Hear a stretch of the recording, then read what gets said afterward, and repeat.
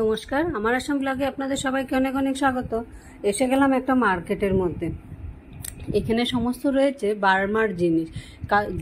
দামগুলো এত, মার্কেটটা দেখে প্রথমে তো আমি বুঝতে পারিনি, একটা গলি দিয়ে ঢুকে আমি এখানে 5 মিনিটের মতো দাঁড়িয়ে রয়েছি। চারোদিকে ছোট ছোট দোকান, বেশি বড় দোকান না, কিন্তু সব জিনিসপত্রগুলো এত সুন্দর লাগছে দেখে যে না নিয়ে পারছি না। আমি এই ব্লু কালারের ব্যাগটা নেব দেখে ভাবছি, এখানে দাঁড়িয়ে রয়েছি, দাম দর করছি। এখানে আরও লোক আছে, এখানে তারপরে আসলাম আমার ব্লু কালারের ব্যাগটা নিয়ে। এখানটা আগে আসলাম, দেখি সব কসমেটিক্সের দোকান। এখানে সমস্ত ক্লাচ এগুলো সব দেখে টেকে নিয়ে মেয়েদের জন্য 2 মেয়ের 2টো টপ কিনলাম, আর আমি একটা আমার ব্যাগ নিলাম। আমার বড় ব্যাগ লাগে সবসময়, বড় ব্যাগ একটা নিয়ে এসে গেলাম ওদের বাড়িতে। বাড়ির সামনেটার মধ্যে এই যে ফুল গাছগুলো দেখে দাঁড়িয়েই রয়েছে, প্রতিটা একটা করে স্টিক, একটা স্টিকে একটা করে ফুল। আর ফুলগুলো দেখতে এত সুন্দর, মনে হচ্ছে যেন টেডি বিয়ার লাগানো আলগা করে। দেখে মনে হচ্ছে ছোটো ছোটো, যেমন আমরা খাতার মধ্যে বিড়াল আঁকি সেই রকমভাবে কানের মতো, মুখের মতো দিয়ে এক একটা স্টিকে একটা করে ফুল, এত ভালো লাগছে। আর সামনেটার মধ্যে একটা ছোট পুকুর বানানো আছে, আর ছোট করে যে লোহার গেট দেওয়া, এখানটার মধ্যে মাছেও ভর্তি ওদের বাড়ির সামনেটায়। ওরাও এখান থেকে মাঝে মধ্যে এখানে দাঁড়ায়।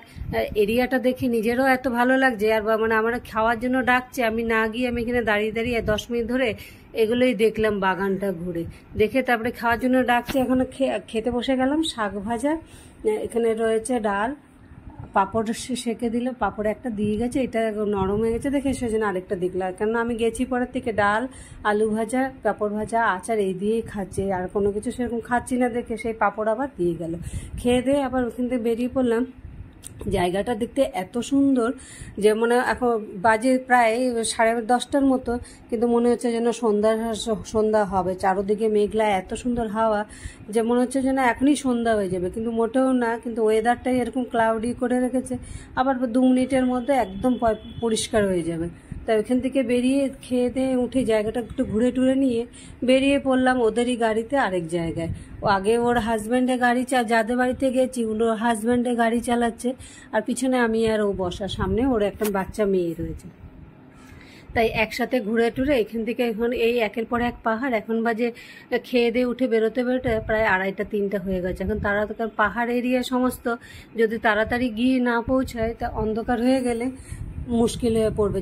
যতই নিজেদের জায়গা হোক, কিন্তু আমি তো এখানে অজানা অচেনা, ভয়ও লাগে।